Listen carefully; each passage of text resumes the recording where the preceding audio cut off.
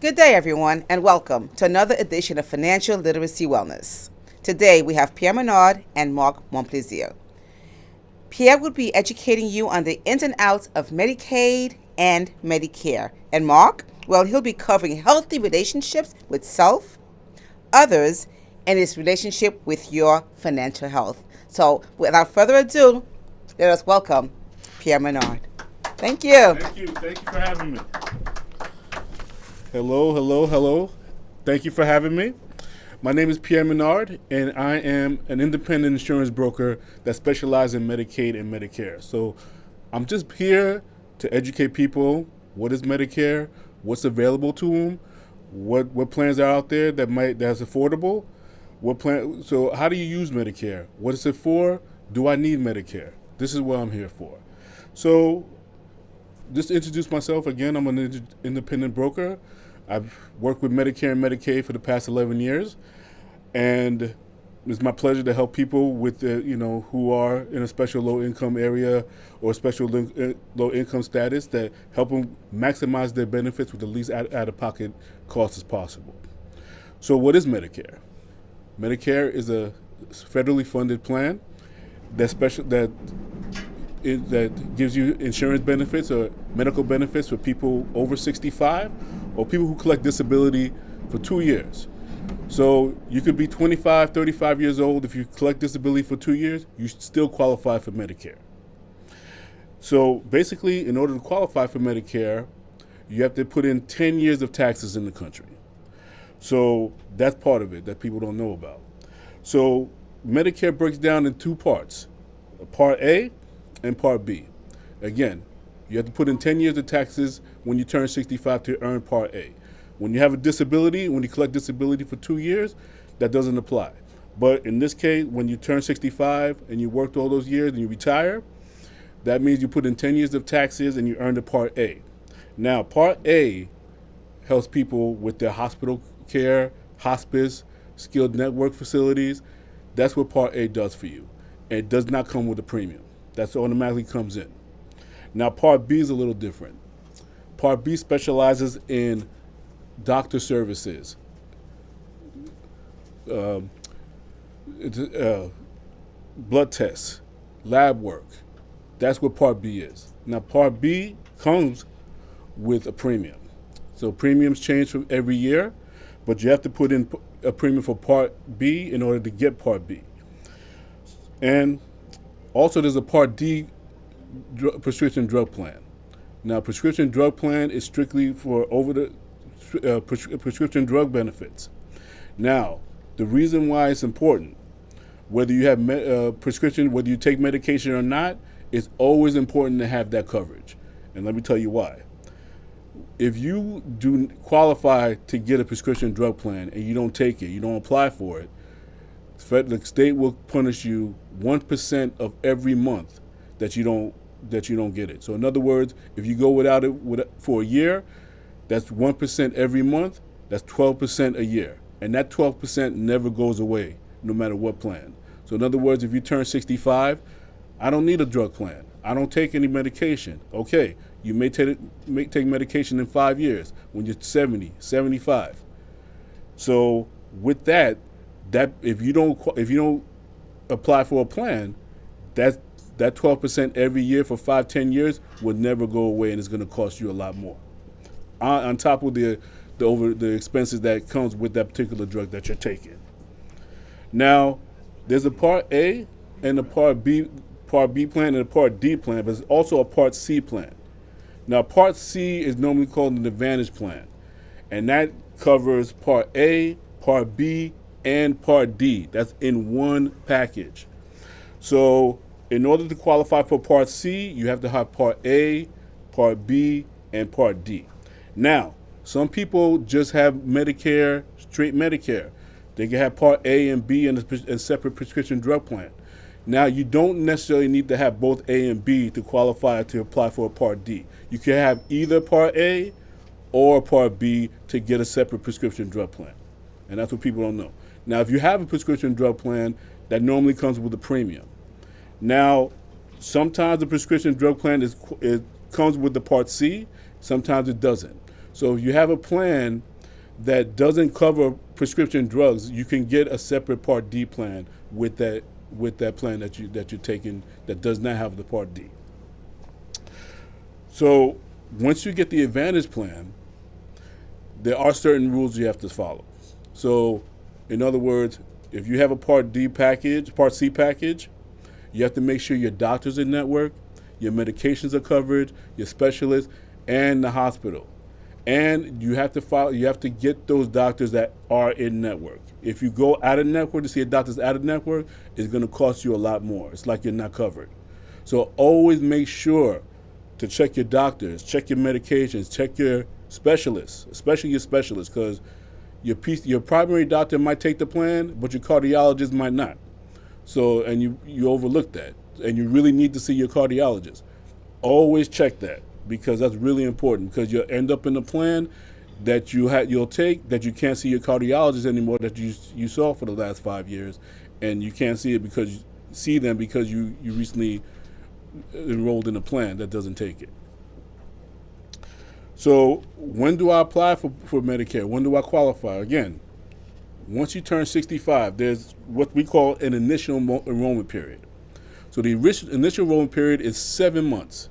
That's 3 months before you turn 65, the month you turn 65, and 3 months after. And those 7 months gives you the opportune time to apply for a plan. Now, once you get Medicare by itself, straight Medicare Part A and B, you're only covered 80%.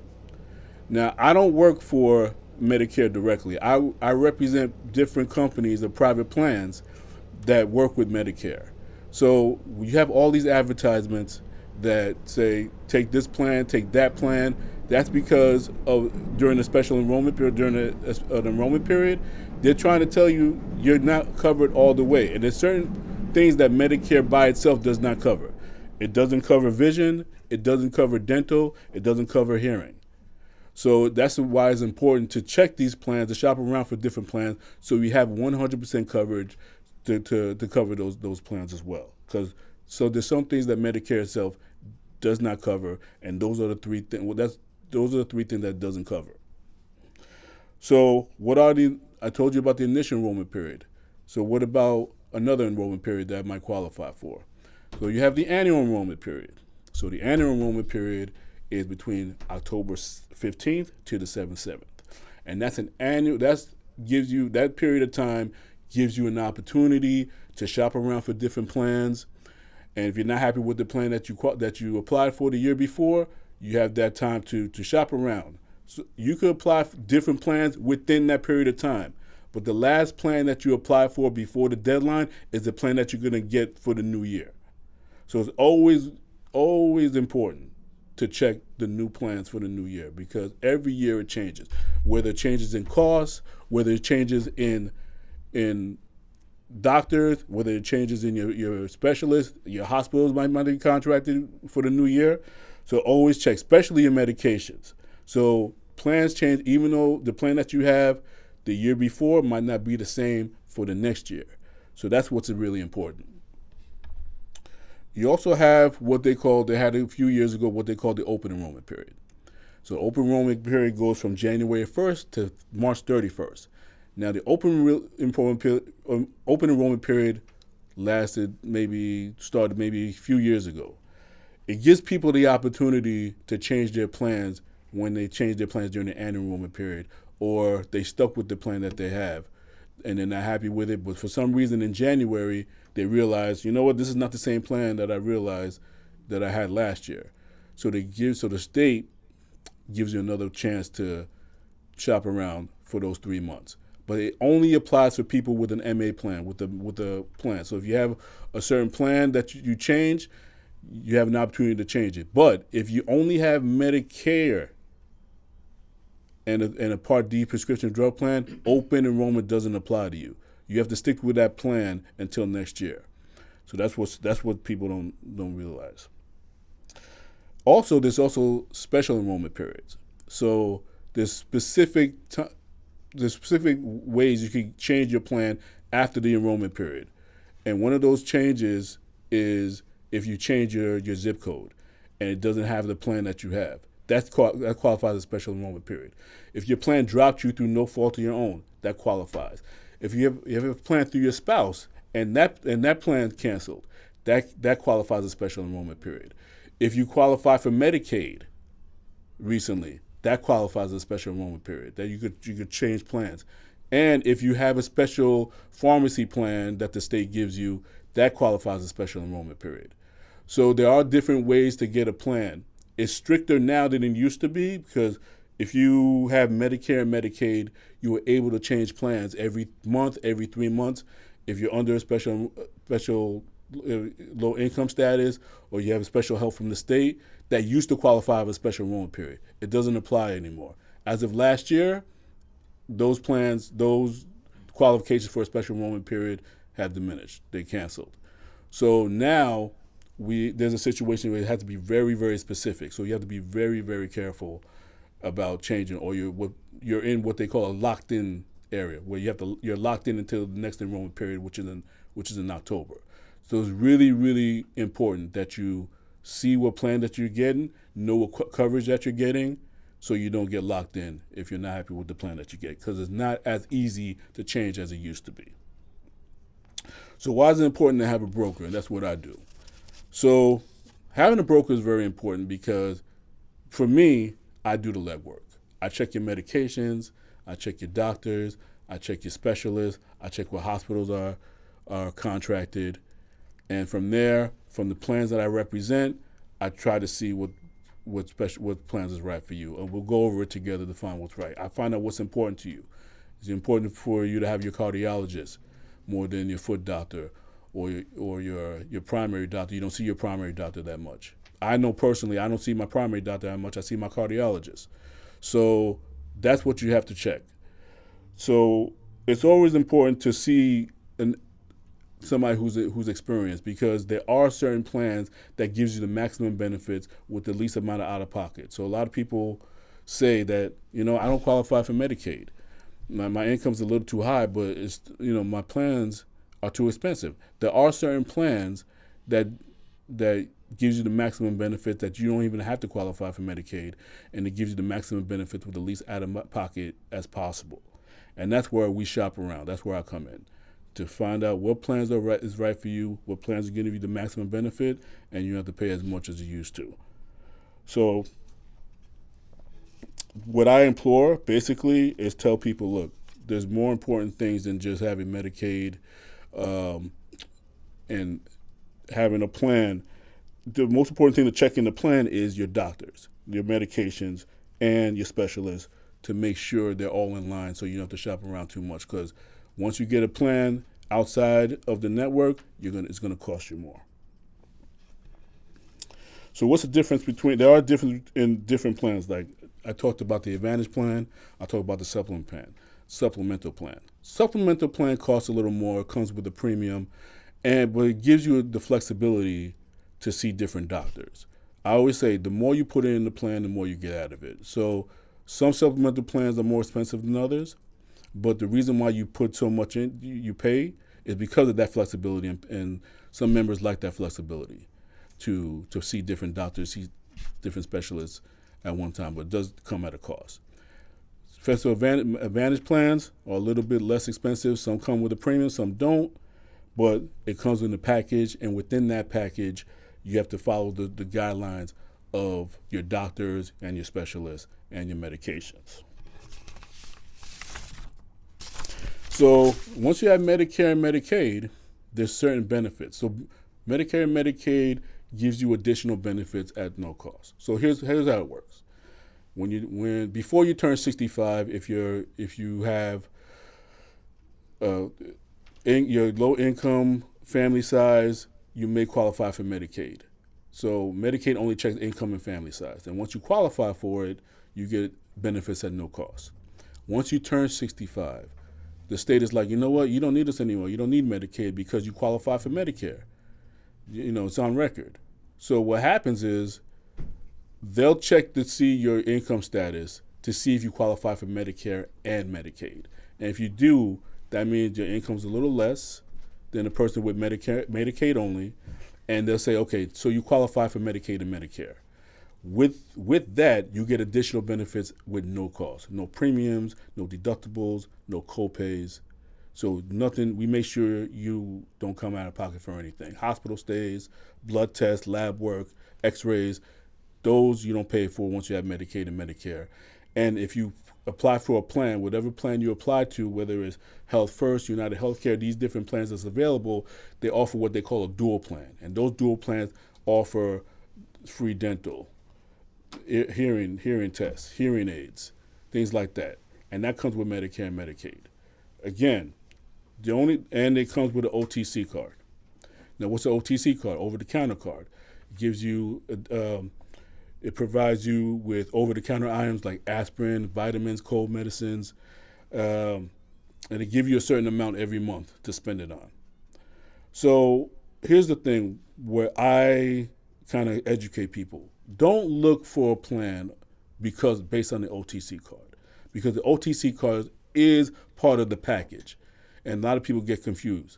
It doesn't come separately with the plan that you already get.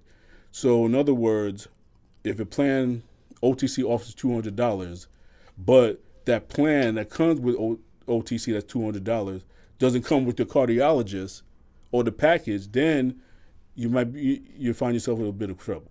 And I know a lot of people look for plans based on the OTC, and you can't do that. That's not my recommendation. And that's one of the common mistakes that people make when it comes to shopping for a plan. So Medicaid, Medicare, if you have it, you get certain benefits with the OTC. But there are plans that offer OTC benefits without Medicaid. They might be a little lower. Some plans, some Medicare, Medicaid OTC goes over $200. Some OTC with Medicare-only members only costs maybe no more than $50. It's a start. I've been doing this for 10 years, and the fact that they're giving OTC benefits to Medicare-only members is actually a great start. So check to see there are certain plans that you don't have to necessarily be under a low income status to save you money. There are plans available for people to save you money. And you just have to go through, we could go through it together, not just me, but brokers. It's always important to have a broker, a licensed agent on your side to really guide you through those particular plans. So how do you qualify for Medicaid? How do you qualify? Now, once you turn 65, it's very hard to qualify. You can't really apply through the private companies. You have to go through social services to apply for Medicaid. If you apply for Medicaid the year before and they rejected you, I would say try again, because Medicaid limits are higher every year. So more and more people are qualifying for Medicaid and Medicare, which is actually a good thing. So they're entitled to these different benefits. Yes? Can you get Medicaid and Medicare when you turn 65? Not automatically. You have to apply for it. What happens is, if you already had Medicaid before you turn 65, and you turn 65 and you qualify for Medicare, they're going to check to see if you qualify for Medicare and Medicaid. So with Medicaid, you have to do an annual assessment where they check to see if your income didn't change. If your income didn't change, that means there's a good chance you might be able to get Medicare and Medicaid. But again, it's lower. So in other words, you have to be a certain level to get Medicaid. Once you turn 65, your income has to be a lot lower. But that income is getting higher every year. So it's easier to get Medicare and Medicare now. But they don't automatically give it to you unless you already qualify. They want to see if you qualify for both, and that means they're going to check your income. So that's how you get it. And once you get that, you're entitled to get those additional benefits at no cost. But again, there are, even if you don't qualify for Medicaid, there are low-cost plans with low-cost out-of-pocket expenses, and it gives you the maximum benefits with little out-of-pocket. Some come with a premium, some doesn't come with a premium. Some come with deductibles. You have to make sure about the deductibles. Some don't come with deductibles. That might save you money in the end. All right? And I want to talk a little bit about union benefits. A lot of people retired, they had union, they work for schools, they work for railroads. I don't touch union benefits, and I'll tell you why. Because union benefits, you worked all your life for it, number one. There's nothing really that I could offer you that matches what the union gives you, unless it's specific. If there's certain things that if your union benefits after you retire change and it's not working for you at all, yeah, look for a Medicare plan. But you have to know that if you apply for a Medicare plan and you have union, your union benefits go away. And it's really, really hard to get it back. It's so serious that if a broker applies for them and they have union benefits, the company doesn't contact me. They'll contact the member and say, "Are you sure? Because you're union. You sure you want these plans?" And they'll say yes or no. And they have to verify. They say, "Yes, I understand. I'm going to lose my benefits, and I'm willing to take that chance." Okay, so we'll go through it. You have the flexibility to do it. We just want to make sure you know what you're getting into, and that's why it's important. And a lot of people don't know that. A lot of people just apply for plans because they're mad at their union. I say go within the union to try to rectify whatever situation that you have. If you can't and you're still not happy, then okay, but you have to be clear that you know what it is. So we talk about saving money with these plans. Some medical benefits or cost. If you don't have the proper medical benefits, it could cost you or your family a lot of money. It costs thousands of dollars. That's why it's very important to check to see what plans are available, what you qualify for, what you don't qualify for, to make sure you have the least amount of out-of-pocket as possible. That saves you money, it saves your family money, and there wouldn't be any issue regarding what you're planning. And this is where I come in to help people. Does anybody have any questions so far? I think that's great because in building generational wealth, we really have to watch Mm-hmm. every penny that comes in and out. Yeah. And so if we're bleeding money in that sense, how do we leave the money for our legacy, our children? So I think that information is really, really good. Yeah. Anybody questions? Mm-hmm. You mentioned something about if you were disabled for 2 years prior, Mm-hmm. you can't get Medicare? No, you can. If you collect disability for 2 years, you qualify to get Medicare benefits. Those are the two criteria. Either 65 and older, you put in 10 years of taxes, you qualify for Medicare. If you collect disability through Social Security, you qualify for Medicare. Okay, my next question, you said A and B, to have C, you have to have D. Okay. C is a package. So in other words, C is A, B, and D. So in other words, it's hospital coverage, it's doctor coverage, and it's prescription drug coverage. And that comes with the package.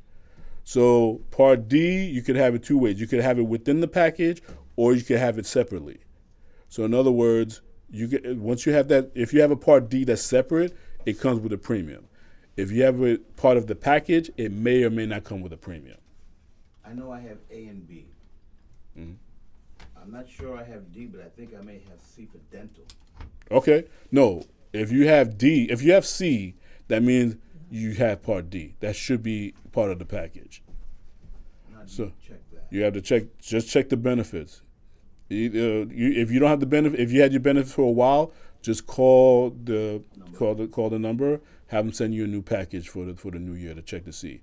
They usually it breaks down into tiers, 5 tiers for the Part D plan. So Part D, the tiers are Tier 1, that's preferred generic. Tier 2, that's generic. Tier 3, that's brand name drugs.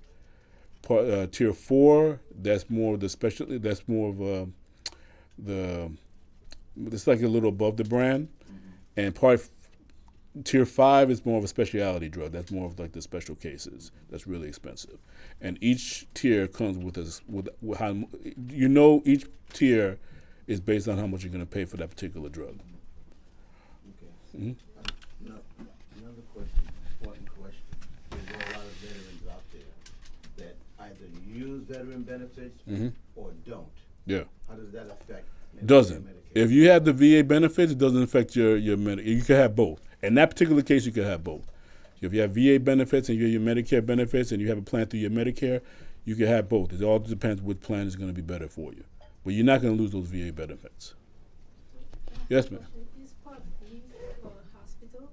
Part B is for the hospital. Now, Part B comes with a premium. So in order to have Part A, you have to have Part A and B and to have Part C, to have an Advantage plan. So I would say this: if you have coverage through your job, and you have access to go to the doctor or the hospital, and you're not using that Part B, you have it through your spouse or through whoever, I would say save that money. And when you're ready, when that plan cuts you off or whatever, then say, you know what, I want my Part B. That saves you $1,200 a year. But again, in order to have Part D, you can have either Part A or B. You don't have to have both. But in order to have Part C, you have to have both A and B. Clear? Mm-hmm. So if you're a part of the union, it's not good to Don't touch it. If you're union, as soon as you say union, don't touch it, because again, you could compare union benefits to what Medicare is giving you, and sometimes in certain cases, Medicare might give you more than what you're getting, but you have to understand the chance that you take is that you'll never get them back. If you're fine with that, okay, but you worked hard for it, so you don't want to lose those benefits. I'm not saying you'll never get it back, but it's really, really hard to get it back. So that's why I'm really cautious when it comes to people who have union benefits. All right. Anybody else? So I hope this information, I believe in word of mouth, so please tell friends, neighbors, family members, give me my information. I'm more than happy to sit down and talk to them and just see what's available, what's not available, what they qualify for, what they don't qualify for, and just try to save as much money. My goal and education, when I educate people, is to maximize their benefits with the least amount of out-of-pocket expenses as possible. And that's the goal here. And if they need guidance, they say, I don't know if I qualify for Medicaid, I can try to help them out with that. So I would say try to see if you qualify. Certain people, that say, I'm not sure if I qualify. The worst they say is you don't qualify. And if you don't, they'll say, oh, well, you don't have enough of this, your income is this, or level is this. You might be able to pay to get Medicaid, and if it's worth it, that's fine. But again, you don't necessarily need it to save on medical benefits. All right. So I hope I was very helpful. I'm very happy to be here. Thank you for having me. So I'm going to introduce my friend, Mark Montplaisir, and he's going to tell you about mental health, mental wellness, and I am very happy to be here. Hope to see you guys soon. Thank you so much. Yeah.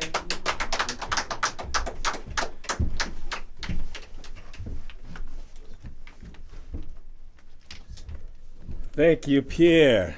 Can we show some love to Pierre one more time? Yeah.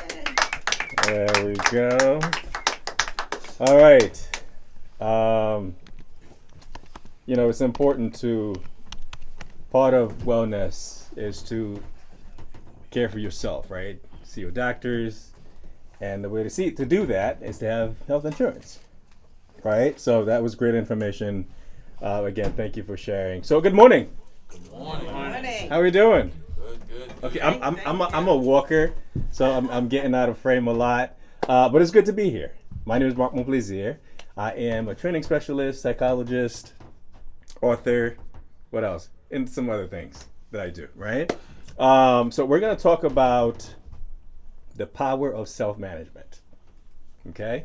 So now when you think about, here's the thing, I like conversation, okay? I know what Pierre did, that was great, okay? But I like engagement, right? So I want you to talk to me as I'm talking to you because I don't want to be the only one talking. Sounds good? Yes, sir. All right, so when you think of the power of self-management, what comes to mind? Discipline. Discipline, okay. Yes. Emotional intelligence or managing your emotions. Managing emotions, emotional intelligence, absolutely. Anything else? I see you thinking. I'm thinking. Yes. I'll come back to you. But first, I want to say thank you for being here, really. I know it's kind of gross outside, but you didn't focus on that. You focused on yourself, and you chose to be here. So I really appreciate you for choosing to be here. And so when we think about the power of self-management, it's really how you manage your whole self, right? And so there are some papers. I want you to take some notes, okay? Write some notes because I'm going to share a lot. All right, so I want you to title this The Power of Self-Management. And I want you to create 3 columns. All right? For everyone, so one is going to be the mind, the body, and the spirit. Okay? So I'll give you a moment to start jotting things down. The doctor's giving us homework. I'm giving you homework. Is there a quiz? The classwork. Is there a Classwork. quiz? Yeah, maybe. I want to see what you got, right? What you're walking away with. So there may be a little pop quiz at the end. Mind, body, and So mind, body, and spirit. Okay, so title it. The Power of Self-Management, and then create 3 columns. And under those 3 columns, I want you to write how. Okay, when, why, and what. So we have the power of self-management, then mind, body, and spirit, 3 columns. And under all 3, I want you to write why, what, when, and how. Sounds good? So, your wellness is not a luxury. How many believe that? It's a requirement, right? You cannot say, you know what? I feel like being healthy. I'm going to buy some health. We cannot say that. It doesn't work that way, right? It's a requirement because when something becomes a requirement, it's extremely important. We need it. And so your wellness, whether it's your mental health, your physical health, your spiritual health, when all those 3 things they're not aligned, it affects your whole being. Your relationships, how you see yourself, how you interact with the people around you, right? And even how you manage your finances. Because if I'm in pain, do I feel good? I don't, right? If I'm in pain, am I gonna be loving and kind and joyful with the people around me? Probably not. That can be a hard thing to do, right? So when we talk about your body, right? So your body is your energy, your physical being, right? So everything is inside this physical body. It's a lot to carry. It's a lot to protect, right? And when we think about your mind, your mental health, your emotional well-being, and when those things are not how they're supposed to be, they're not healthy. Again, it affects your relationships. It affects the way you see yourself, the way you feel about yourself, right? And when we talk about the spiritual well-being, we're not, I don't want to make it religious. That's not what it's about, right? We're talking about your energy, your values, what life means to you, right? How you see things around you. So let's focus on the mind, okay? If you don't take care of your mind, what do you think happens? I know you said emotional intelligence earlier, right? So if we don't know how to manage our emotions, what happens? Road rage Your is an body. example of not managing. Yeah. There's something that's, when you take the train and you just bump someone accidentally. You get triggered, Yeah. right? You said something Conflict earlier. resolution, yeah. I was saying your body starts to dwindle. Your body starts to dwindle because the mind dictates how we respond to our environment, right? It dictates how we respond to others, to anything external. So now if our mind is not under control, we're not being intentional with how we process the things that we are receiving from our environment, from our friends, our family. I'm trying not to walk out of frame, right? We can project unto others who we are, what we're feeling. Because those things are not necessarily based on other people. If somebody bumps into you, they don't know you. It's not because they don't like you, but if our mind is in that space of it was on purpose, guess what? We'll respond that way, right? And so we have to take care of our mental and emotional health because, again, that is what is important. So now, under mind, right? Under that column, I asked you to write why, when, what, and how. Okay? So when you get into a space, let's say you're in a relationship, right?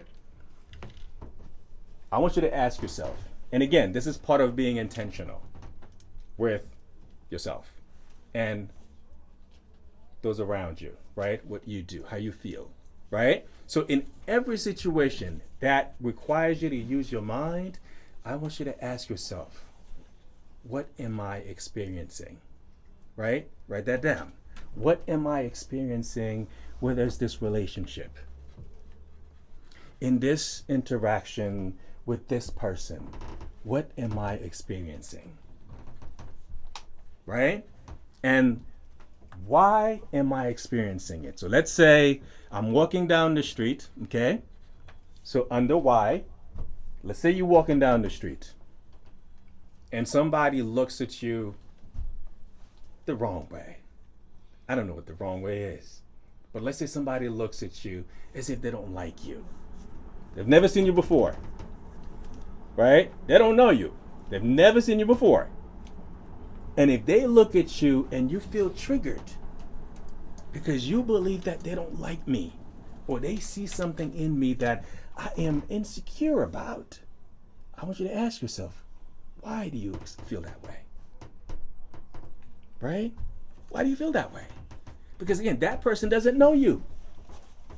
They don't know me. They've never seen me before. Why do I believe that they see something that I don't like in me? Maybe they're going through their own stuff, right? So now, I want you to ask yourself again, how am I experiencing this moment? Let's talk about you're in a relationship, right? Friends, spouse, children, right? Doesn't matter, okay?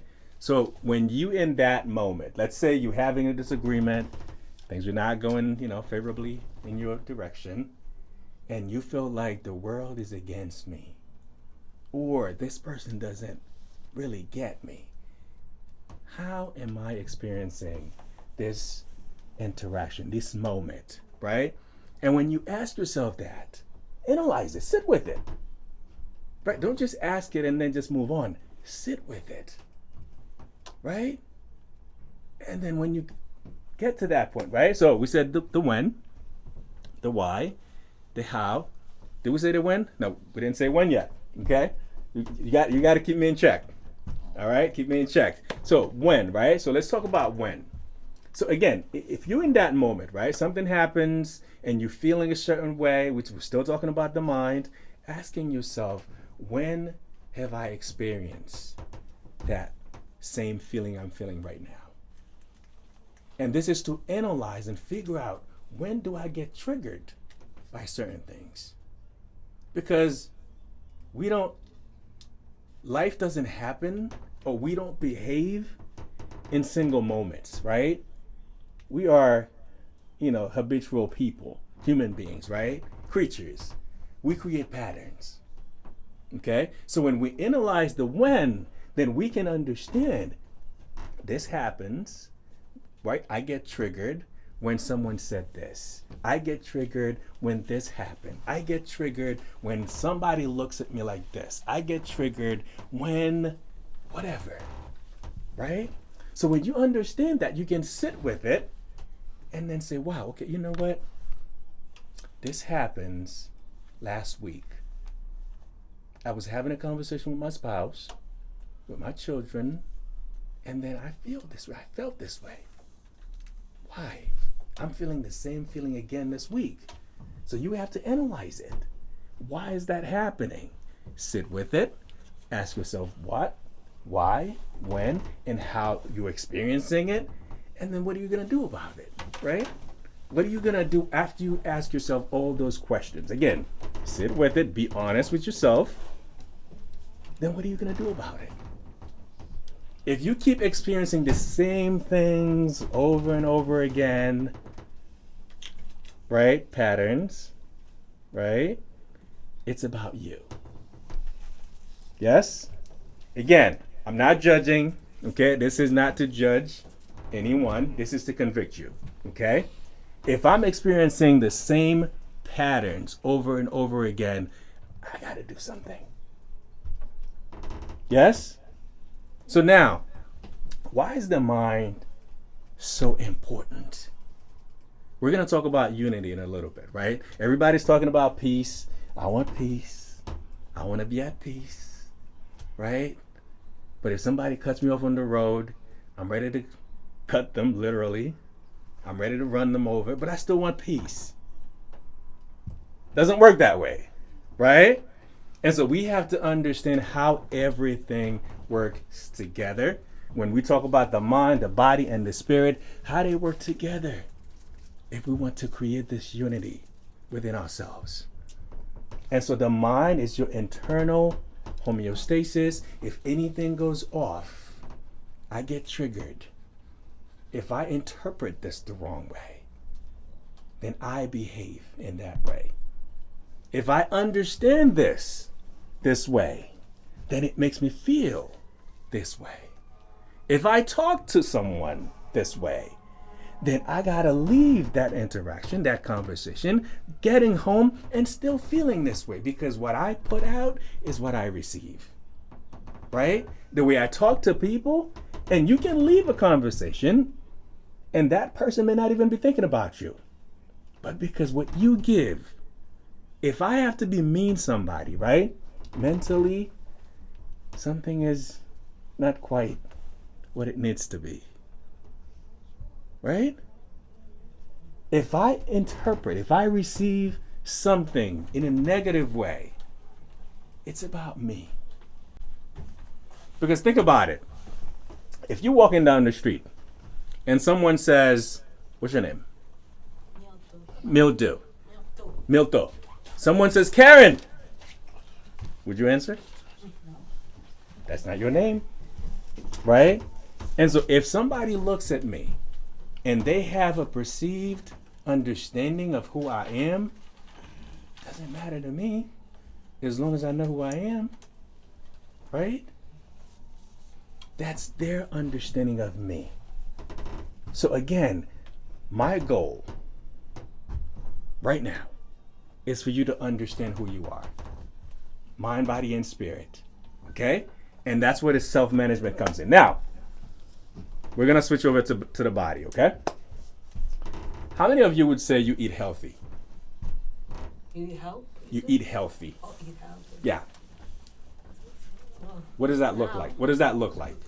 What's healthy eating? It looks to me like I balance my protein, my carbs, and Okay. my fat. I Okay. eat balance. I make sure I have no excess of anything. Good. You know, plenty of vegetables, plenty of fruit. Good. Yeah, Good. plenty of fluid, rest. Absolutely. What's your idea of healthy eating? Well, for me, at this point in my life, eating healthy is because I have the knowledge. Right. But for me, eating healthy at this point is thinking about what I eat before I eat it, when I eat it. Because Okay. you can have the knowledge, Yeah. but it's actually applying it. Absolutely. That's So when it for becomes me, wisdom, right? That's where I'm at, thinking before. Good. Now, let's go back to the when, the how, the why, and the what. Not your body. Any questions in here? I'm not going to preach, I promise. Any questions? All right. That's okay. That's okay. So here's the thing, right? So for me, as a Christian, the Bible says your body is a temple. Do you believe that? Do you believe your body encompasses all of your organs, mind, spirit, energy, all of that, right? If your body's unhealthy, what happens to everything that it holds? Unbalanced. Right? There's a lot of imbalance. And so, here's the thing. Write down, okay?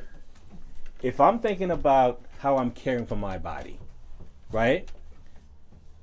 Let's say food, right? They always say you are what you eat, right? So I want you to, under that what am I feeding my body? Could be drinks, could be food, right? It could be, what else? Just the way you treat yourself, right? It could be the conversations, the people you're allowing to pour into you, right? That's feeding your body too. So now, with the how am I feeding my body? Why is that important? I can do the right thing. I can eat the right thing, but if it's not done the right way, is it right? It's not right. I can eat chicken, but if I keep eating fried chicken, is that healthy? It's not, right? So the how is important because that can affect the outcome. It can affect the outcome. And the when. When do I feed my body? And that can be the environment. It can be the selection. We'll talk about nutrition in a little bit, right? We'll talk about nutrition soon. So when do I feed my body? Does it matter? Do I care about my body? If I want to feel good, if I want to have energy, if I understand, I shouldn't wait until I'm starving to feed my body. Because again, starvation or not doing it when you're supposed to, that's abuse. Can we agree with that? If I'm not feeding my body when it's asking me to feed it, or if I'm not creating a system that actually is allowing my body to thrive, am I abusing my body? I know it's a big word. So is fasting abusing your body also? Not quite. Here's the thing about fasting. Here's the thing about the when. We create system. And that's one thing I'm going to talk about, right? So when you fast, you don't fast today and don't fast tomorrow. Because if you do it that way, it's not healthy. Right? So if I'm creating a system where I know I'm fasting for 2 weeks, there has to be consistency. So here's the thing. Anything that is not consistent is imbalance. Yes? Yes. If it's not consistent, then your body will not get used to it. Then you're mistreating your body because your body has to figure out, what am I doing? When am I getting this? Right? Think about a relationship. Let's say you're in a relationship and there's a lot of instability. There's a lot of inconsistency. Is that a healthy relationship? I mean, that will wreck your nervous system. Right? So your body goes through the same thing. If I'm choosing to fast, intermittent fasting, fasting for 40 days, fasting for 2 weeks, I'm making that choice and I have to be consistent with it. Right? Because if I'm not, then my metabolism is going to go out of whack because it won't know when you're going to feed it. So I have to reserve whatever you feed me right now because I don't know when I'm going to get the next meal. Right? So fasting is not abuse, but not being consistent is. Right? The same way, if I'm eating too much, right? If I'm eating too frequently, again, that's abuse. There's no balance. I'm not giving my body time to process whatever I'm giving it, right? I'm not giving my body time to digest what I'm giving it. That's again over driving your body. That's unhealthy, right? Why am I feeding my body this? Why is that important? If you have a premium car, luxury car, right? And you go to the gas station, you use 87, right? Regular gas. What do you think happens? After 5 times. Car gets sluggish. Car starts jerking and, right? Engines start getting messed up. Losing power. losing power, right? So now, think about your body.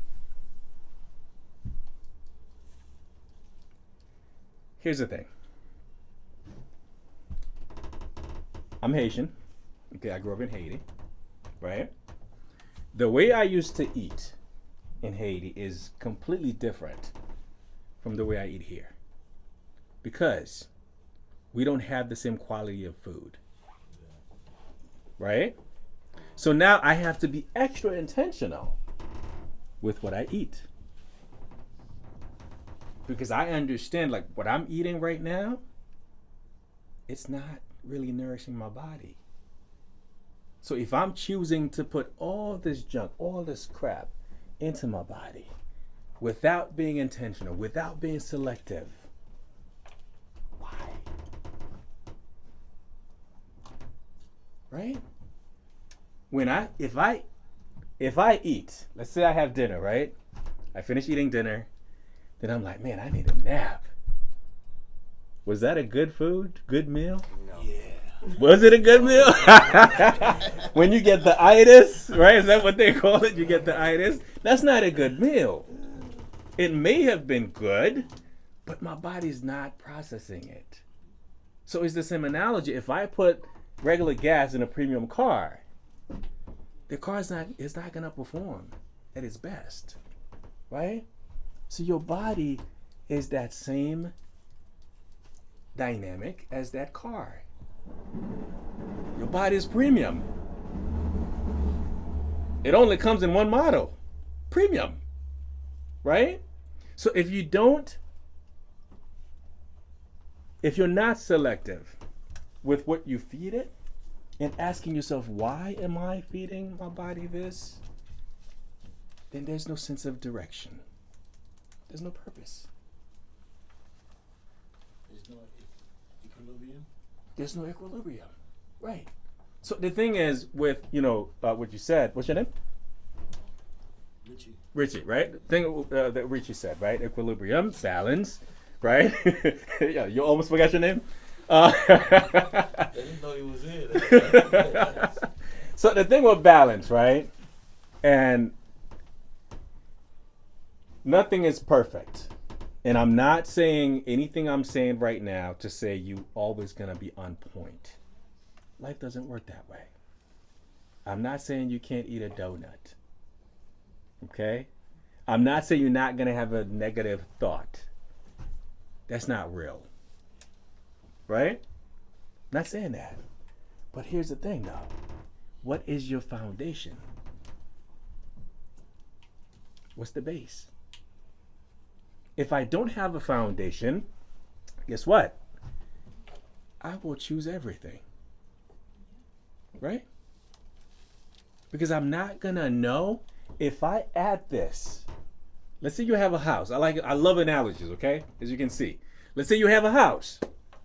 If my foundation is not strong, if it wasn't created to have an extra floor on top of it, can I add an extra floor? No. I can't, right? The base will crack and everything will crumble down. So now, imagine if you don't have a foundation for what you feed your body. If I just choose whatever, then guess what? Eventually your body's gonna crumble. But if I know, I eat 3 things. Don't judge me, okay? I only eat 3 things. Well, as my foundation, right? I only eat seafood, okay? Not saying meat is bad, but that's just my choice, right? What kind of seafood? Fish. Salmon, right? I eat seafood too, whatever I see. What? Not that kind of seafood, right? Again, I'm not saying meat is bad, right? Portion, selection, timing, right? Those things are important. So for me, the reason why I started doing that was because I wanted to feel different, right? I wanted to see what makes me feel better, what makes my body feel better, right? So the point is, if I don't have that foundation, if I don't have those 3 things, and listen, when I go out, or if I'm eating at home, I know I eat salmon. I know I eat oatmeal. Love oatmeal. right? And I know I eat some rice with the vegetables, right? The vegetables are the added layers, right? And the fruits, right?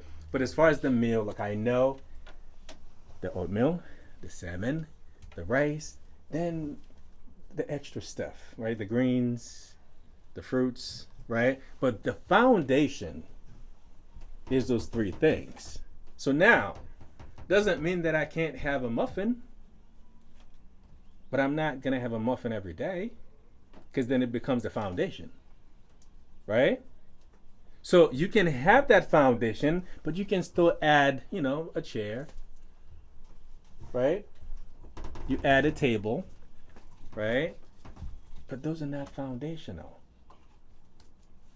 right? Those are not the ones keeping you standing, right? The chair, the table, the TV, those are just added layers. And you got to start asking yourself, are those things important? Right? Do I need those things? Do I need a table that holds 12 people? Right? Do I need to go buy that extra donut? I'm saying donuts all the time, but it could be anything, whatever right, you like, right? It's the sugary or anything that's processed, right? Do I need to have that? What does it do for me? Why am I getting it? Right? Where are we? How? So, love you. How am I feeding my body? And that's important because, again, that awareness. How am I doing it? Like I said earlier, you can eat chicken, but if I'm eating fried chicken every day, my arteries clogged, triglycerides over the roof, cholesterol insane, right? High blood pressure. And so I have to ask myself, how am I doing it? If I'm drinking water, whatever it is, alcohol, right? How am I doing it? Am I overdoing it? Right? Am I underdoing it? That's all the how. That's important. I have a question. Talk to me. Very important question. Yes. Because I'm assuming that most people know how to eat healthy, or they need to be healthy. Right. Okay. Mm-hmm. Do you cook at home? I do. Okay. Sometimes. Okay. Yeah. Sometimes. Yeah. I don't, Okay. because I'm active. Right. If I eat, I'll probably wind up eating maybe around 1 p.m. Okay. and maybe another meal 7-ish, Yeah. like that. Mm-hmm. Okay. I have an elderly mother at home, 92 years old, heart failure, not doing well. Mhm. I know she has to eat right. Right. Okay.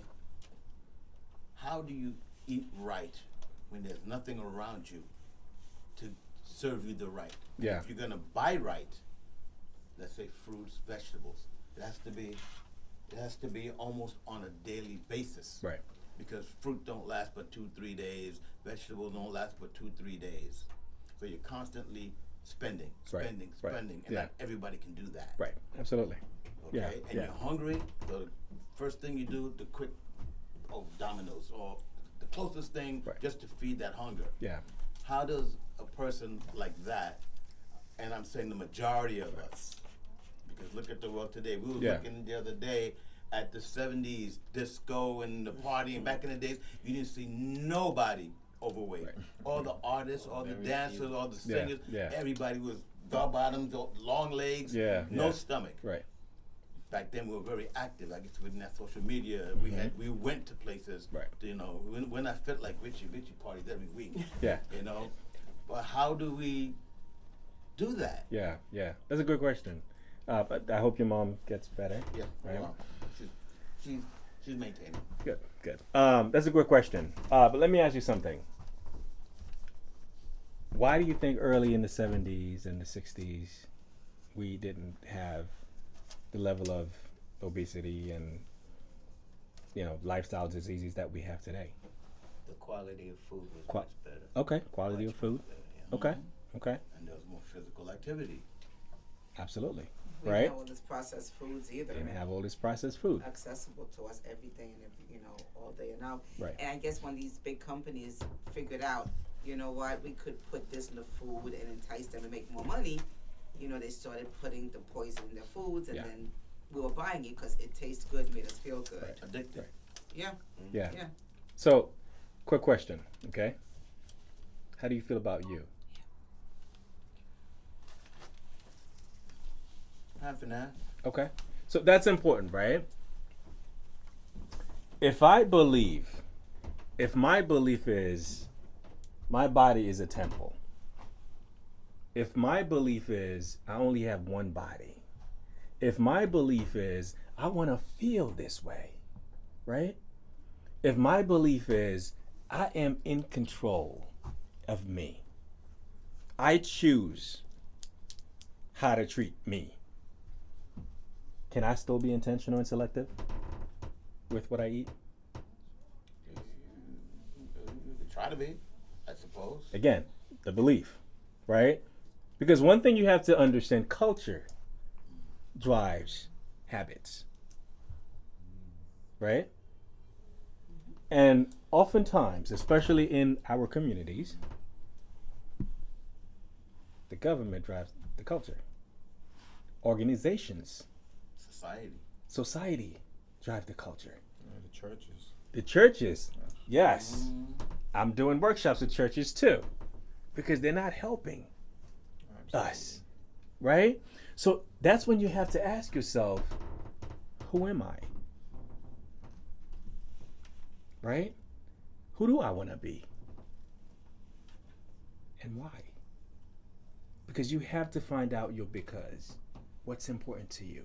I'm doing this because I want to feel this way. I'm doing this because I want to experience this.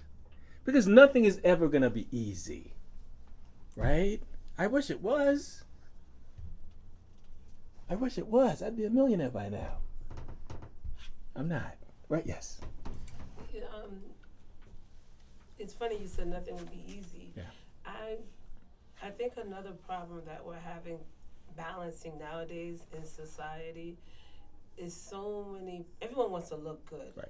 of course, but so many people now are focused more on looking good, and I have nothing wrong with tweaking, Right. tweaking, Yeah. but I think so many people are so focused on just looking good, Right. and now other people are looking at them as a role model, not knowing this person has done this, Right. has done this. Right. They're using certain apparatus to. Enhance So you're certain things. looking Yeah. at that person. Yeah. You're like, wow, he or she is so healthy. Yeah. Not realizing that person is only focusing on the outside. Yeah. Their insides can be in total turmoil. Right. So I think that's also a problem that we're having, is so many people are idolizing people based upon how they look, Right. and not understanding what's going on Internally. in the background. Yeah. Yeah. I think that's it's finding the balance between Yeah. looking good, feeling good, And being actually good. being healthy. Absolutely. Right. So you said the easy. Yeah. I think so many people are really going the easy route. And so that's a great point, right? I guarantee you it's not easy. Even if you take that quick route. It's quick, right? But it's not easy. Why? When you feel like, here's the thing, everybody's beautiful, right? You are created the way you are created. That's just what it is. Now, the way you take care of you is what matters. Because again, we can say beauty is subjective. Because you can look at someone and say, this person is attractive, is beautiful. And then somebody else looks at them and say, yeah, right? And somebody else looks at them and said, no, that's horrendous, right? It's subjective. So when I talk about culture, drives, behaviors, and patterns, and so again, that's when I ask, who are you, right? Because you cannot resist what you can't understand, right? So if I know who I am, I know what I want to experience. And so for me, again, speaking as a Christian, I understand that God created me the way he did, and there's nothing I can do about that. I've accepted that, right? Personal belief. So even if you don't believe in God, who are you? What do you believe in? How do you see yourself? Because the world is confused. Society is in chaos. Who are you? How are you experiencing the chaos? Let me ask you something. Yes. What's the role of the community in what you're saying right now? Yeah. What's the role of the community in recognizing the stresses Mm-hmm. in the midst of all this chaos that Yeah. you spoke about? For Yeah. instance, you have the food industry, which is what we're talking about, Right. so far as diet is Mhm. concerned, that has a vested interest not in our well-being. No. Absolutely. No. So therefore, what we need to do Yeah. is the education that you're doing. And I think as a whole, the community is also responsible for creating that self that Right. you're talking about. Absolutely. Absolutely. It- That's a it's good point. funny you said that. Can I? Yeah, it's funny you said that because as you were speaking, I just jotted a little something down. Yeah. And I love Fuaxa. Okay, I Yeah. live and breathe Fuaxa, and then and I wrote down that at Fuaxa we feed your soul, your spirit, and guide you in taking care of your body so that we can achieve a healthy, focused, successful life full Mhm. of vigor and energy. So as a community Yeah. organization, Right. yeah, we look at helping you to fulfill Right. and become your best self. Absolutely. And so one thing I would say, right? It's great, right? You can applaud. That's great. That's great. And one thing I would say, right? We have to define community, right? We can have people, Yeah. but not necessarily communities, right? So when you have Fuaxe, right? That's a community because we're building together. We have one vision, one purpose, one mission, right? That's a community. But if you have individuals cohabitating, that's not necessarily a community, right? Because we all have our own culture. The way I operate at my home is different from the way somebody who lives next door operates in their home. And so when that happens, I can't influence you because I believe I have my differences, I have my ways, and they're the best, right? And if you believe that too, can we influence each other? Absolutely. We can't, right? Because again, we have our own ways. We don't have a collective approach to doing things. We don't. And one thing that is concerning and saddened me a bit when I wrote my first book, Strong Women, Fed Up Men, Defeated Sons, Broken Daughters, Healing Generational Pain, right? I started doing workshops in libraries, different communities. The book is written for Black people. Guess who showed up? Not Black people, right? So we have to understand, okay, we have a lack of almost everything, right? We don't have the knowledge. And even if we do, we reject it because it doesn't fit our own criteria and belief system, right? We have our own understanding of what life should be, and that can be individualized, right? And so when we have that, we're not going to see value in the collective. And that's dangerous, right? And even if we have unhealthy patterns and behaviors, again, we normalize different things because we prioritize different things. You said earlier, with the system, Yeah. with consistency, Right. that's when we can make the change. So if we're blowing with the wind, we'll be all over the place. We won't come to places like No. this because, you know what, something else just came up. We don't have a system in place. Right. We don't have any consistency in our lives. So we're all over the place. So Yeah. therefore, will it ever come together? Different priorities. No, we're not. No, it's We're going to be a not. scattered puzzle. Right. And which is why what you guys are doing here at Fair is important, because again, you creating a system, a community, a foundation where people can come in and say, you know what, I know the purpose. I know why you guys are doing this. And I can align with it, right? I can get with this because you're helping people. And that's what I want. I want to help people. I want to be help. I can't help anyone, Yeah. but I can help you to help yourself. I know, absolutely, absolutely. I'm saying like assisting people in Yeah, assisting we're giving themselves. people The the tools. The tools Yep. Mhm. to help We themselves. can help each other. Like I said, when we have our meetings, our gatherings, no more donuts and no more pizza. Let's eat healthy now. Right? Get celeries and Share carrots. that around, right? I have to say though, like yesterday with a gathering of friends, I Yeah. like to make sure that there's something sweet to Right. eat. That's right? fine. You know, so I bought that, but yesterday I bought a dried strawberry. Yeah. It was really good. And I don't normally eat this stuff Right. with Right. white chocolate around it and some Yeah. crystals Yep. that pop in your brain with Mhm. you. Mhm. And Mark was like, "Stop eating that thing," you know what I mean? And I had to stop myself from Right, eating it. right, yeah. But I'm like, I don't do it all the time. Right. It was a dried strawberry. Yeah. But nonetheless, gotta watch it. Right. You know what I mean? And then we looked out for one another. Yeah, yeah. You know what I mean? Community. Yeah. Community, right? Yeah. And again, remember, like that's just the tables and chairs, right? Right. That's not what you eat at home all the time. No, absolutely Foundation, not. right? And so again, you have to ask yourself, if I go somewhere and I'm, snacking on some dried strawberries with chocolate, it tastes good. Is this something I do consistently? Right? That bag's gonna be gone for a year If- now. Okay, it's done. Right. So again, having that foundation, being aware and knowing your foundation is important, because nothing can derail your path, your purpose.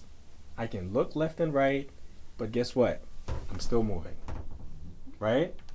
I can take a peek behind me. Guess what? I still understand the assignment, the purpose. Right? So it's important, even when we talk about the community or the culture is not conducive to healthy lifestyle. Who are you? Who am I? What do I want to experience? Yes. How do I want to experience it? When do I want to experience it? Why do I want to experience this, right? Let's talk about the spirit. Again, I'm not talking about the spirit as in spiritual, religious beliefs, right? I'm talking about inner well-being, alignment, right? And what you value in your life and what's meaningful to you. Right? Have you ever heard somebody says this person has a bad spirit? It's not necessarily a religious statement. It's just the way you show up. Right? The way you perceived or the way you Bad interact. energy. Bad energy, right? Say, Yeah, It's like you said earlier, what I put out, what you put out is what you receive. exactly. Because you're already feeling it. If I'm angry at someone, right? So let's say somebody steps on my foot unintentionally or intentionally, right? The way I respond to it is all me, right? You put out what you have inside of you. If I'm an angry person, you step on my foot, guess what you're gonna get? Anger, right? If I'm an understanding person, you step on my foot, guess what you're gonna get? Understanding. I may try to understand what happened, right? Or I may alert you. You step on my foot, give you a chance to apologize, right? Or even if you don't, I can say, you know what? Maybe you ain't got nothing to lose. I'm out of here. I'm not gonna risk me for someone who doesn't have anything to lose, right? Again, what do you want to experience? Who are you? And so when we talk about the spirit, what is valuable to you? I'd just like to comment a little Yes, bit. yes. Last night, when we this seminar here, this is one of our signature products. Yeah. We also have Generational Love Talks, which Yes. runs once a month. And last night was really interesting because one of the questions was, when did you recognize your purpose in life? And let me tell you, a lot of people have to really think about this. yeah. You know what I mean? Like, when was it that I actually woke up within myself? You know, so this is really cool that you've been Yeah. touching on this. Yeah. And it goes to show you how interconnected all of this Right. work is. Absolutely. And it's all connected, right? Yeah. Your whole being is connected. Everything you do is connected. We're connected. Because if I do something in my environment, it affects others too. Right? And so we're connected. And even the purpose, right? The purpose conversation. It's really why. And one thing that many of us struggle with, why am I here? I wake up, I eat, I go to work, I sleep. Then what? Yeah, that's true. Right? Purpose. And a lot of people get depressed because they don't have the answer to that question. Feel useless. They feel useless. And oftentimes people get anxiety and depression and anger and all the negative emotions, right? Because they don't know why. That's when you have to find your because. You have to find your because, right? Like I'm here What because. do you have to find? Your because. Your because. What does that mean? Yeah, what is a because? Yeah. Tell us. You can tell us. What is that, Richard? Right? You have to find like your inner self. Your inner self, your own spiritual guidance. Yep. Like,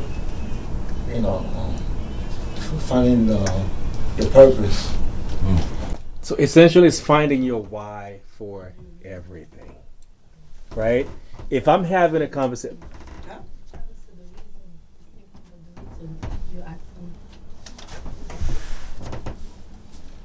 the reason for why you do everything you do, right? Yeah. Don't be shy. You're saying good stuff. You're saying good stuff. Good stuff. Right? and that's part of finding your purpose and being you, right? It's being Yeah. to express yourself. Right. Because Mhm. you are important. Yeah. Your body's your temple, your mind is important, you are important. All of it. So speak it. Yes. All of it. Yeah. And even a simple conversation. I don't waste my time having meaningless conversation because words are powerful and I can't afford to waste words. Right? So when I do something, there's intention behind it. If I go somewhere, there's intention behind it. It's just a waste. Right? And part of that is getting to a space where you don't feel like, if I don't do this, I'm missing out. Or if I don't do this, then I'm not going to fit in. If I don't do this, then people are not going to like me. If I don't do this, then I have no purpose. No. What is the meaning behind it? Right? How does it affect your spirit? If I'm hanging out with... Sorry, go ahead. Were you going to say something? Oh, I'm listening. Okay. That's probably- Right, so so if I'm hanging out with a group of people, how do they benefit my spirit? Right? If I'm building relationships with people, how does that relationship benefit my spirit? Because oftentimes we're not projecting or experiencing who we are, we're experiencing other people, who they are. Because we don't understand ourselves. Draining your energy. You're losing yourself. Right? Using what? Yeah. Yes. Something. I think I need it, but okay. It's funny. You asked me if I was saying something. Yeah. Something that came to my mind regarding what we were saying in terms of community. I think it's community and now social norms and with the spirit. Something I find. Have you ever heard the expression somebody will say, "That's my bitch resting face"? Yeah. Excuse my language. Yeah. And I remember there's someone we were in a group, and she had this look on her face. And I said, "Are you okay?" She said, "Oh, I'm fine. That's my bitch resting face." And it's like, instead of somebody saying I'm deep in thought, I'm okay, now the norm is I have a bitch resting face. Right. Yeah. And I think that's so toxic to me. Yeah. You know, you want to walk around saying that your face at rest, or your normal face is your bitch resting face. Or you're not elevating yourself. That's not an elevation It's for not. yourself. It's Yeah, not, it's you know. not my bitch. And this is she has a great personality. Okay. I know her, successful person, and but this is my bitch resting face. Mhm. I'm like. Yeah. Okay. Then we wonder why so many women are running. I'm just saying, Right. running around single. Huh? That's your normal face, is your bitch resting face. Yeah. Yeah. And I was just saying to myself, that's not positive. We take. And that's again to say where society Yeah. and where community is going, that you think it's normal to walk Mm-hmm. around with a screw face. Well, Yeah. words do What- matter, like you said. Words matter. Did Yeah. you actually, what do you mean by that? Oh no, What is because the it's bitch resting face? it's Like a. is she portraying that don't mess with me? Talking about No, make this she face? just. It was a. You know something called National Night Out. It was a national night out, so it's a Okay. very festive environment. She went and to a she was festive there, environment, and but she didn't was- want nobody messing with her. No, she was deep in thought. Right. Is what it is. Right. So the other day, I was doing a But I was workshop. concerned. Her Yeah. Yeah. response was No, very it's a thing, right? And sadly, it's a thing within our community. But words are Right. powerful. Words are powerful, right? But we are taking on the world's identity, the culture's identity, right? So I was doing a crisis prevention intervention workshop at Mount Sinai, right, the other day. And I asked a question, right? So it was for behavioral health employees. And so I asked a question, and one young lady looked like she didn't want to be there, right? So to me, she didn't want to be there, right? So I asked her a question. Say, hey, how you doing? You know, is there anything I can do to make to make you feel more comfortable? She said, no, that's just my face. That's just how I am, which is fine, right? And then she said, usually people tell me I have a resting face, right? So the thing is, look, there's nothing wrong with who you are. If that's your personality, you're not a cheery person, that's fine. But to your point, we take on identity that don't belong to us. Because it's a saying, it's a trendy saying. That's my resting face, right? But that word "be" has never been paired with anything positive. Right, Yeah. right. Again, we take on identity when we don't know who we are. Yes. Yeah, but I think now as society evolves, a lot of the negativity, as you attested earlier to the 70s, of how you look, how you dress, but now I think the difficulties and the deficiencies Yeah. and the vulgarity has been normalized. Yeah. And I think Yeah. it's problematic. It is. It is.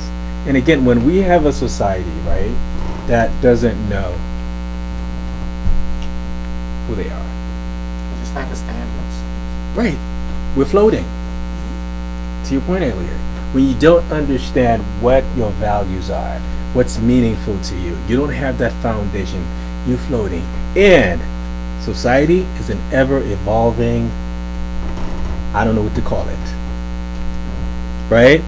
And so when you don't have a sense of purpose, you're not grounded in something substantial, guess what?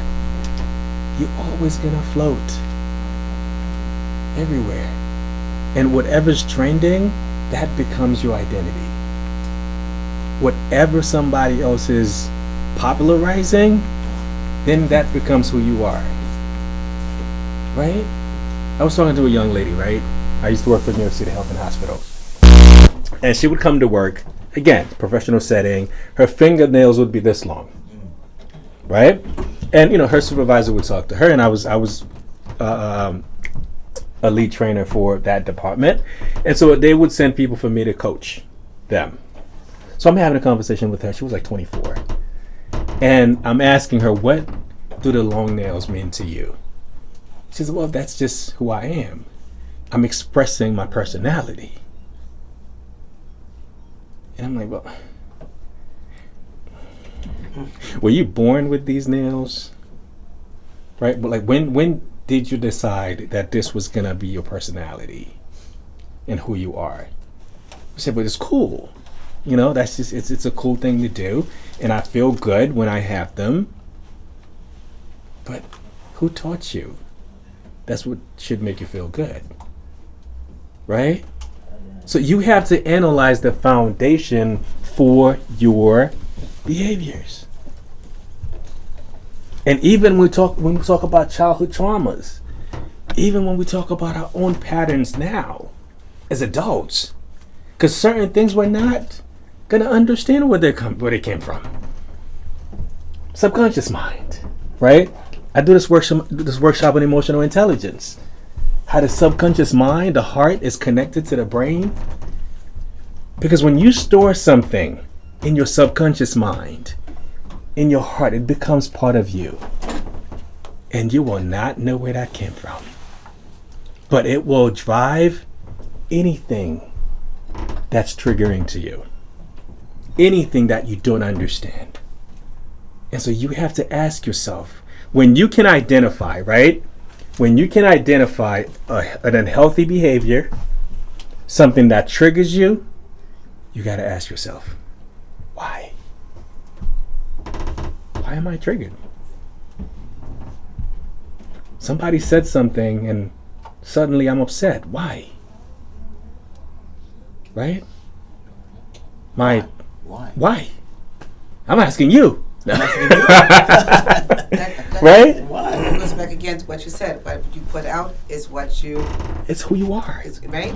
And Right. so if you understand that positivity begets positivity, Mm-hmm. negativity begets negativity, Yeah.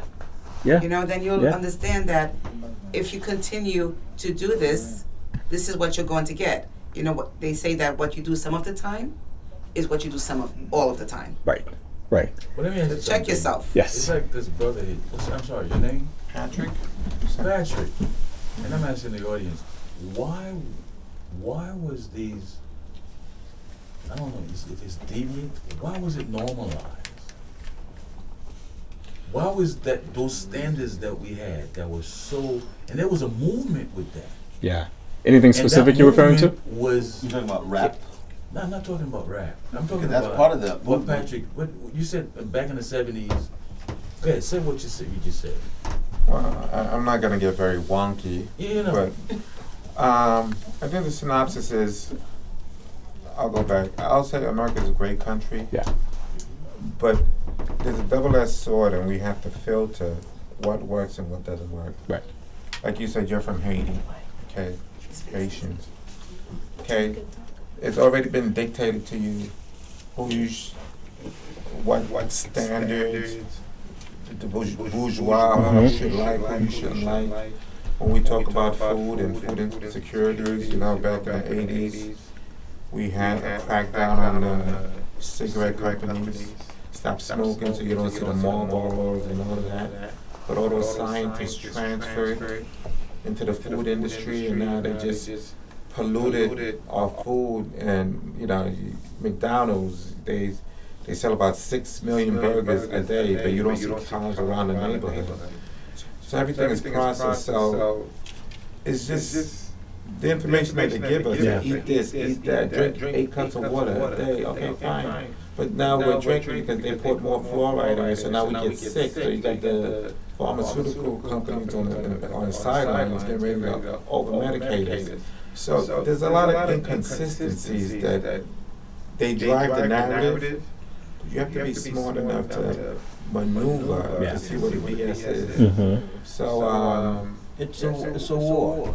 the system is rigged. Right. Right. It's Yeah. a war, and no matter what we do, every maybe 2 decades or whatever, the people rise, and then they slack off. The 60s was free love, music, everybody loved each other. The 70s was a little spin-off of that, but we had romantic music, you know, and we danced together, we roller skated together. The 80s started to fade out a little bit, the love started dwindling a little bit, Yeah. but the music was still decent. The 90s when hard rap came in, and artists that had beautiful R&B music weren't allowed to produce their music, and they just bombarded you with negativity, twerking, breasts, clothes, but that's all we see. That's all we know.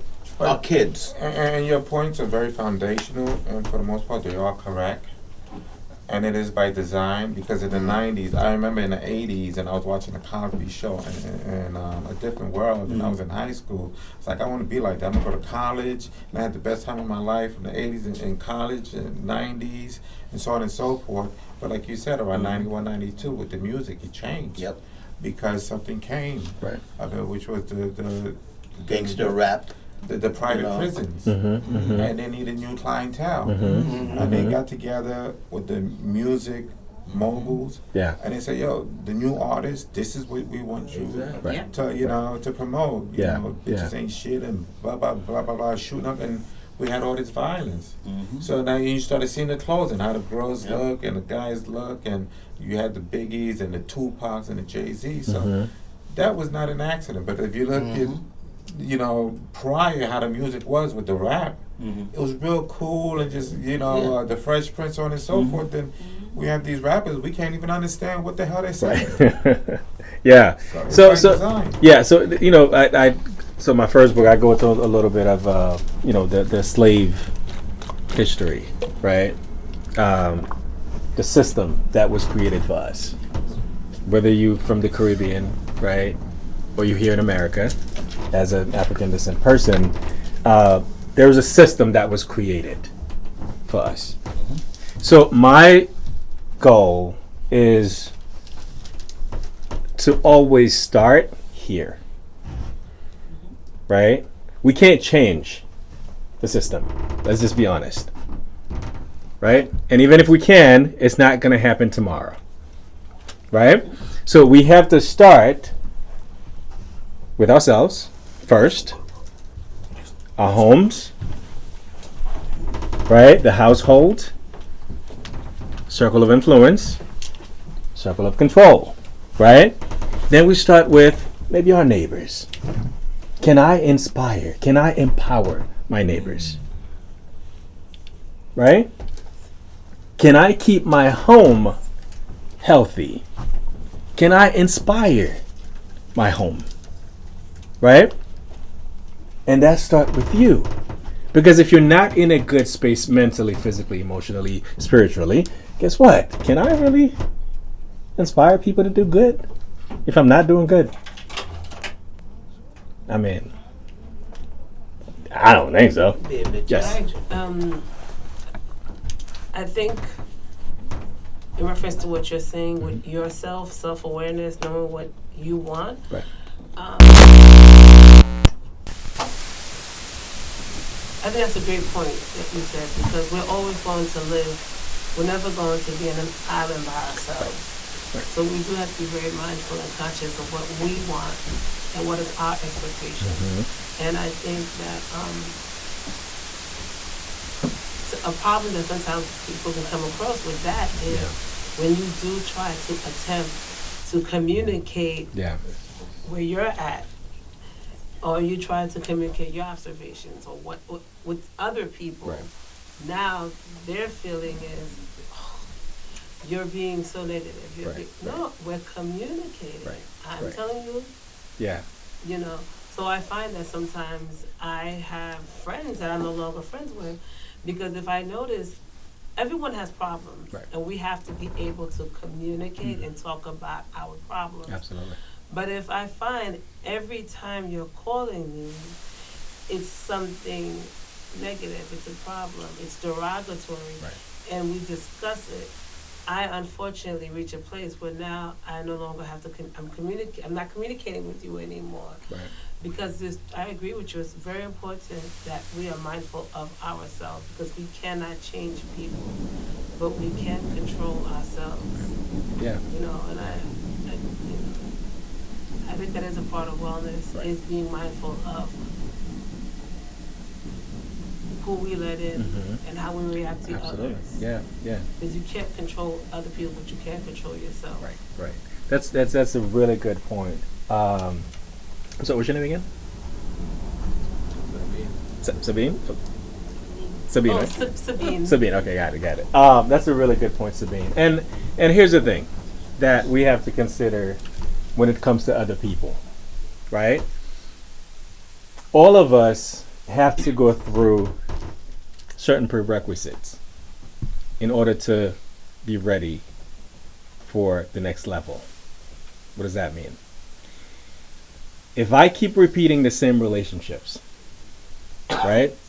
There's a lesson I'm not learning. And you can tell someone, this person is bad for you.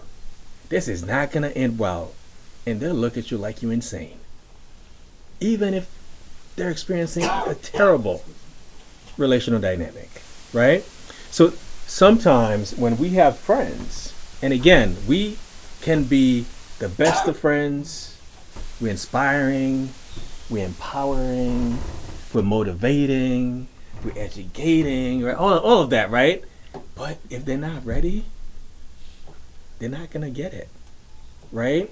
And so what I do, so my circle is really tight, right? I have 3 friends, good friends, that pour into me, and I pour into them, right? I can have conversations with hundreds of other people at the gym, at church, at work, conversations, right? We're exchanging ideas. If I have to pour into you, right? But I'm very selective with who I allow to pour into me, because I understand how important it is to protect and preserve all of this. My mind, my body, my spirit, right? And so what I do with friends or anyone who seeks advice from me, I make sure you're ready to hear what I'm about to share with you. Because if you're not, words are powerful. I can't afford to waste them. Right? So I'm not going to be frustrated. Even clients, when I used to do mental health counseling, right? Early in my career. If I was counseling someone and I realized that they were just looking for a crutch, we can't work together. You're not ready.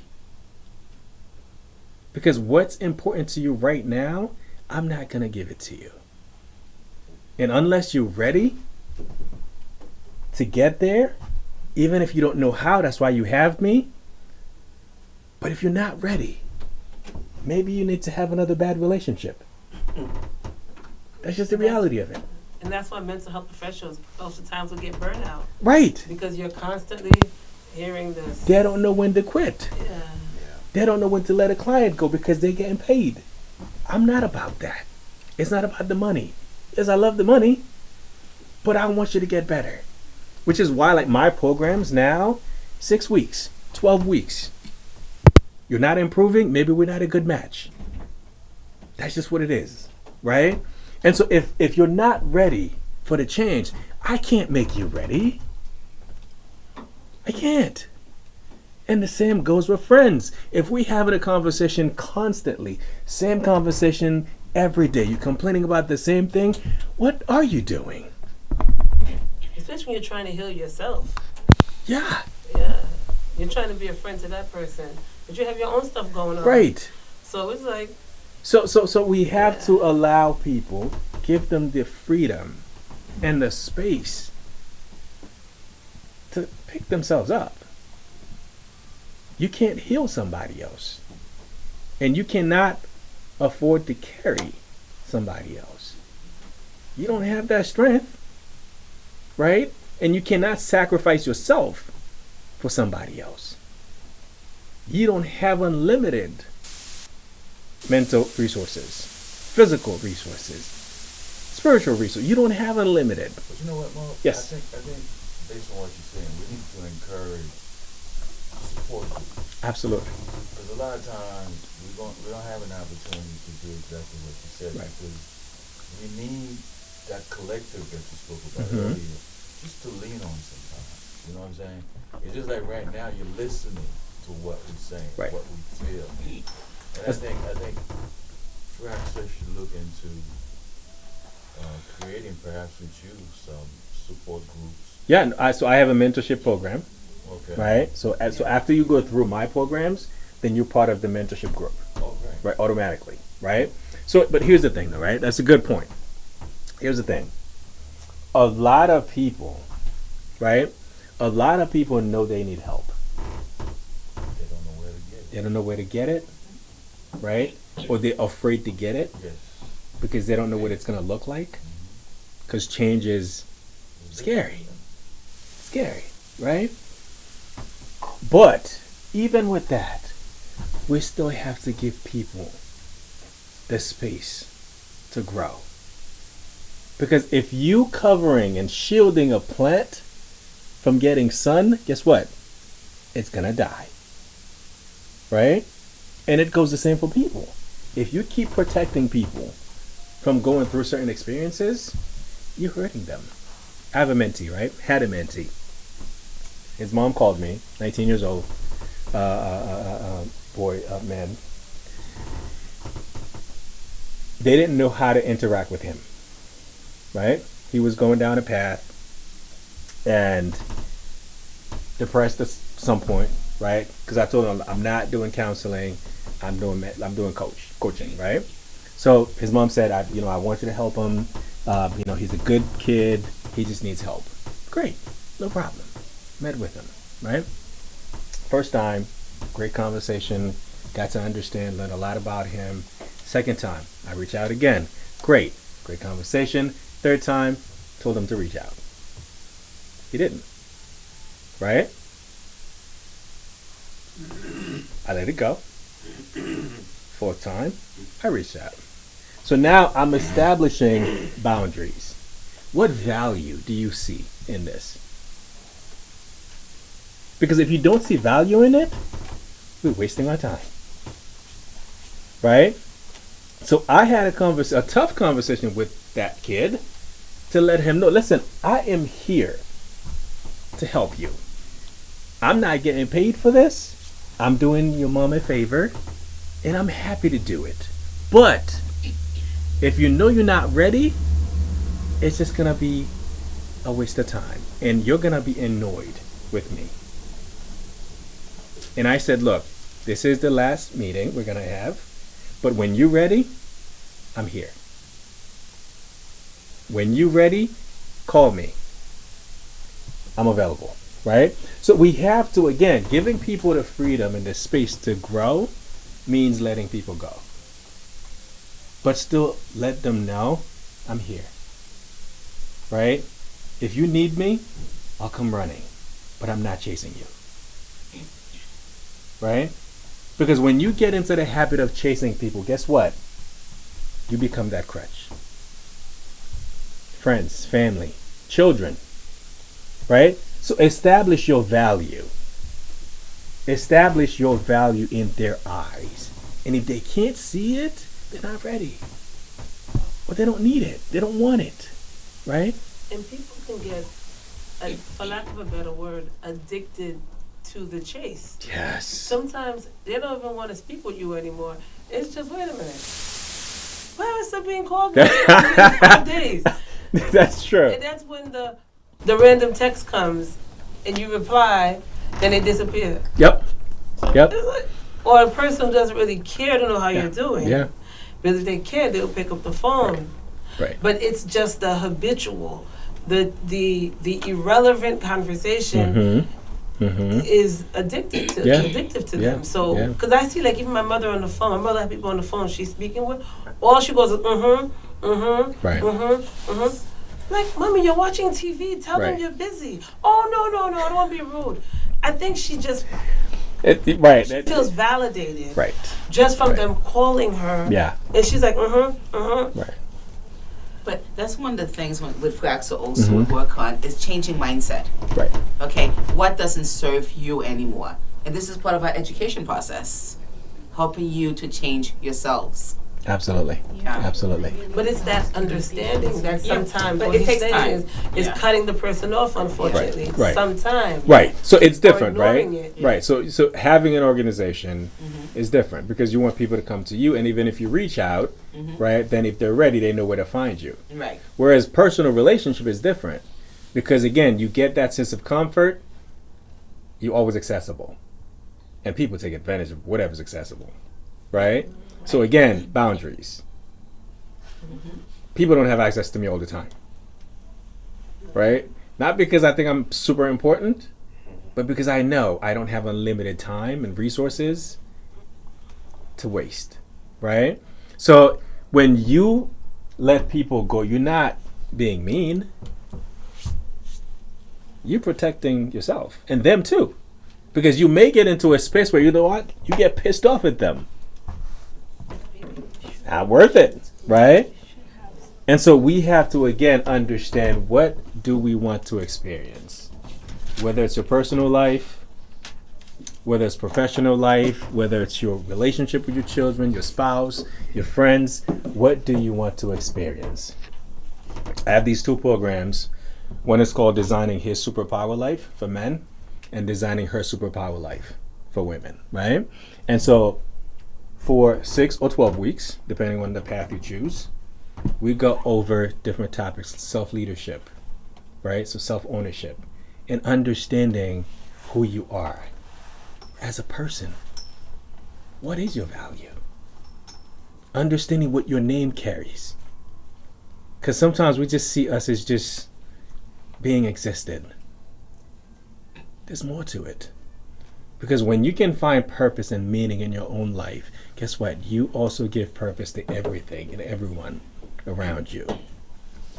Because you become a teacher to people who interact with you.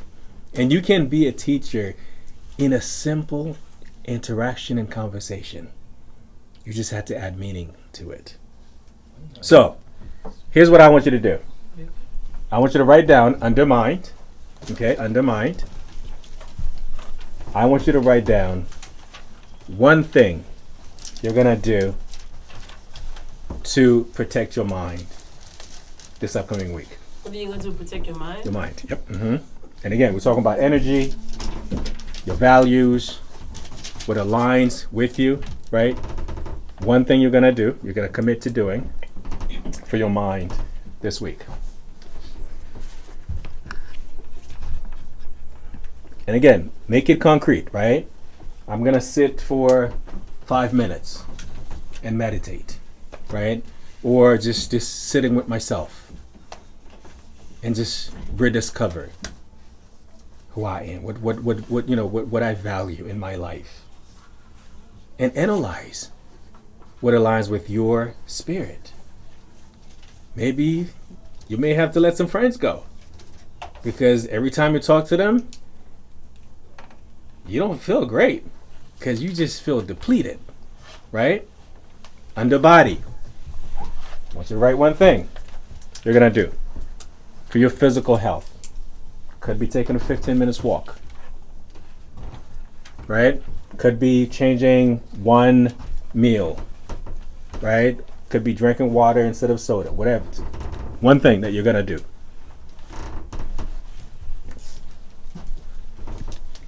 And under your spirit, what is one belief you're going to change? One thing about you, one thing about your environment, your circumstance, your relationships. What is one thing you're going to change to improve your spiritual health?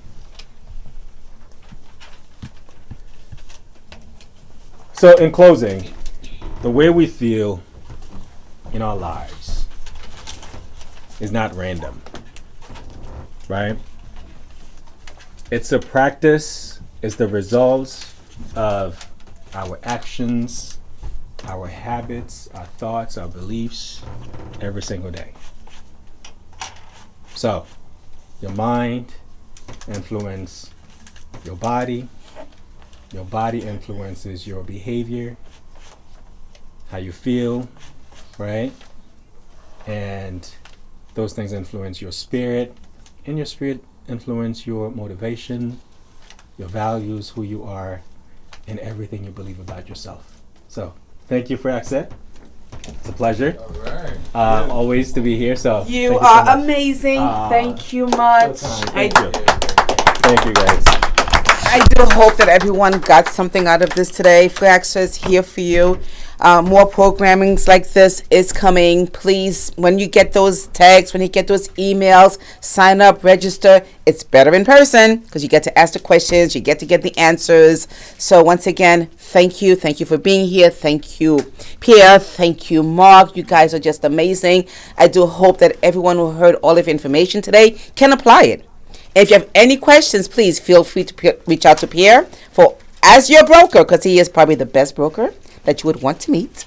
And of course, Mark, for all of your health needs, your mind needs, your spirit needs, your body needs. Mark is the one. Well, thanks again. And for my team, Flagster team, you guys are amazing. Gogo, Marco, Phil, Milto. Thank you. You guys are amazing. And let's just keep doing this for the people.